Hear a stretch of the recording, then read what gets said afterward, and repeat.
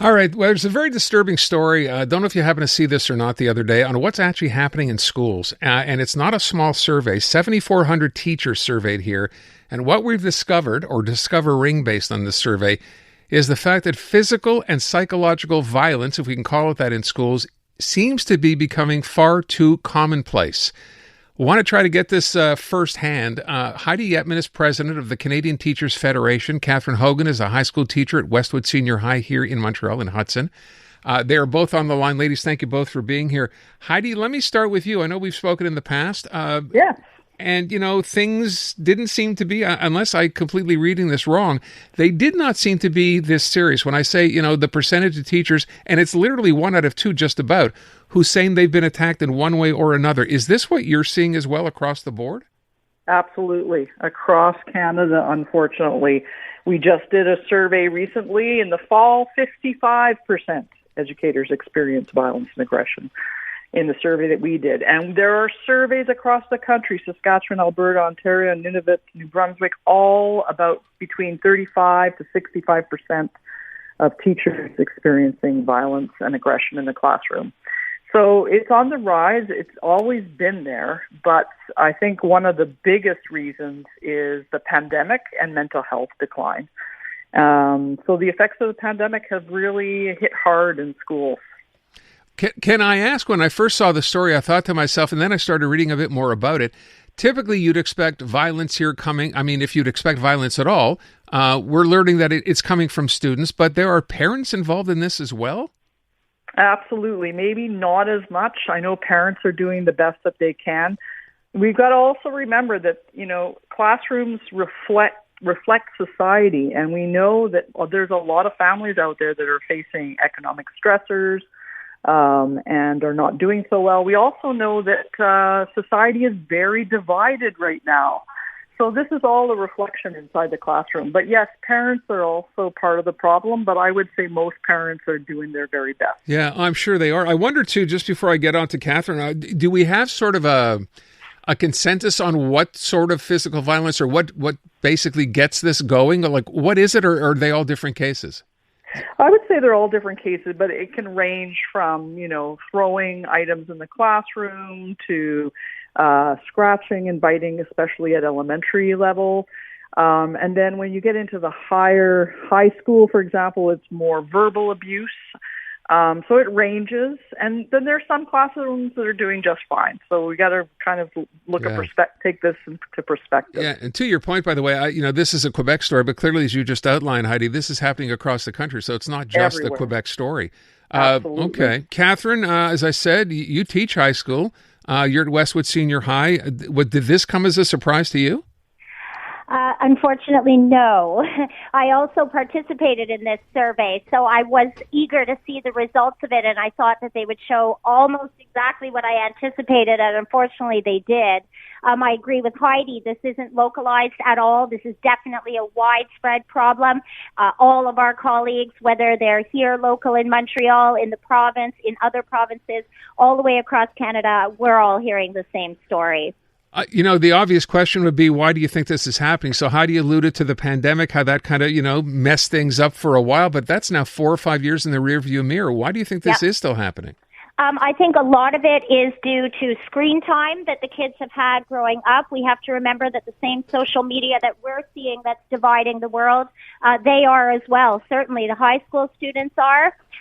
They're also following a lot of people on TikTok, people on Instagram, all the influencers with quite a lot of different views, a lot of them rather extreme. We're definitely seeing a lot more just sort of aggravation, irritation. The problem is as well is that when you remove phones and children are addicted to them, then they exhibit some of the same behaviors as addicts. So they're quite emotional all the time. They can be angry. So all of these things sort of put together, I think, has created the situation that we're now in and we're facing. I don't know about your school, but obviously, the government here is planning to come next fall, get rid of cell phones in schools all day, not just in classrooms. And by virtue of what you're saying, you think that's going to be even worse than it already is now? I think it's going to be worse at the beginning, and then once it's under control and once they've realized that this is going to be the new model going forward, I actually am so hopeful. I think they're really going to see that they feel a sense of freedom, that they feel better, they're interacting. I think social interaction is going to go up in a positive way. I actually think that this could be a good thing in the long run. Now, the growing pains of it, though, are going to be very tough at the beginning. We'll have a lot of pushback on that. To which you, I guess, had as well when you do the eliminating the cell phones in class. That was pushback, I'm guessing, at the interim as well, right? Yes.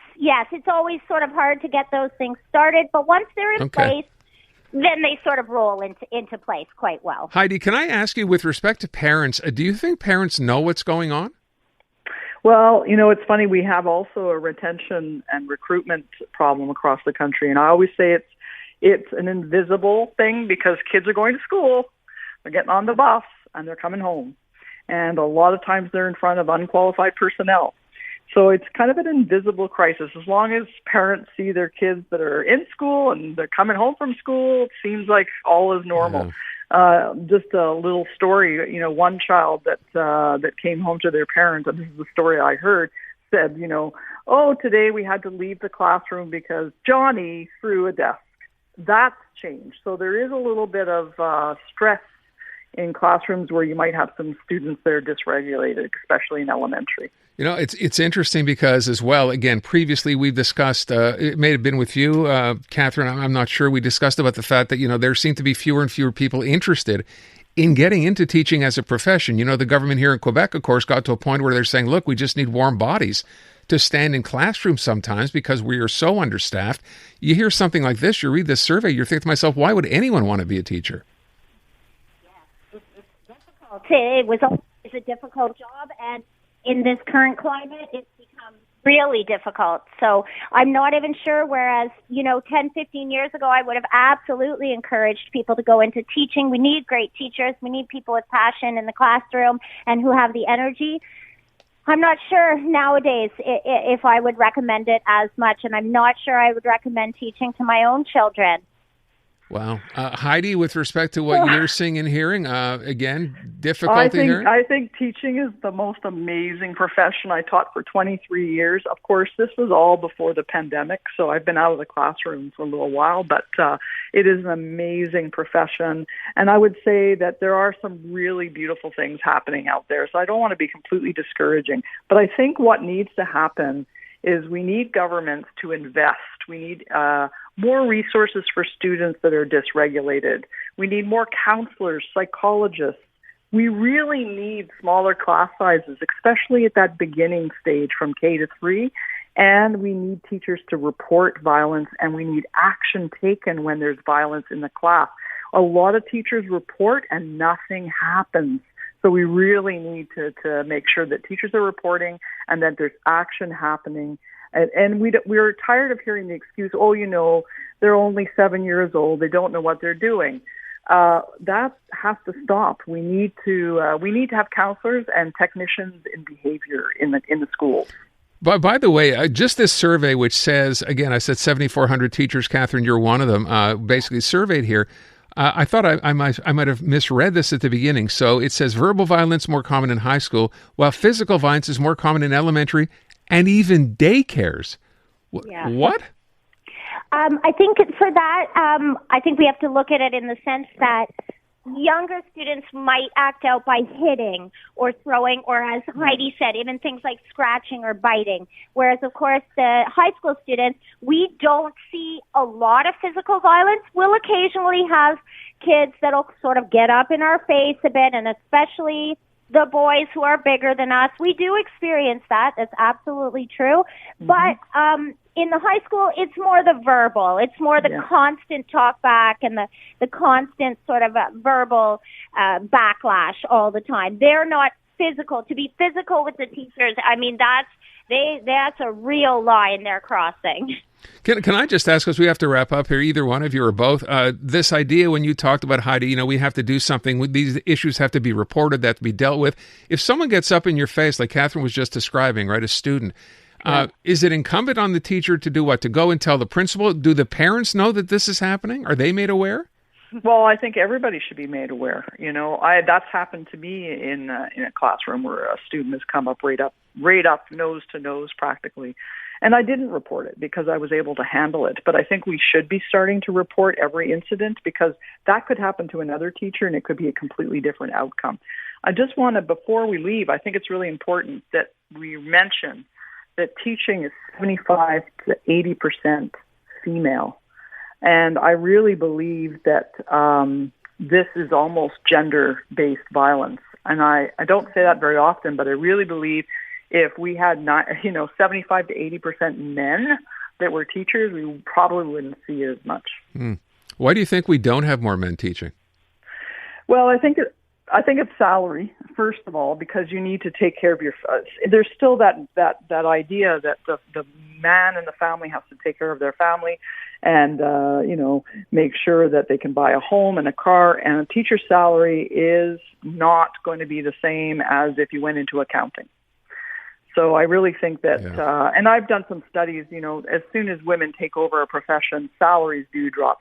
Salary, I would say, is really important. Also, the other fact is there's nowhere to go. You can become a principal and an administrator, but there's not that much to go up. And I think men have a tendency to be attracted more to jobs where they can move up the ladder. Boy, we have a long way to go here. Yes, we do. Boy, I want to thank you both, Heidi Yetman, Catherine Hogan. Thanks so much for your time this afternoon. Thank you so much. And thank you, Catherine, for the work that you do. Thank you too, Heidi, and for all of your support as well on our end.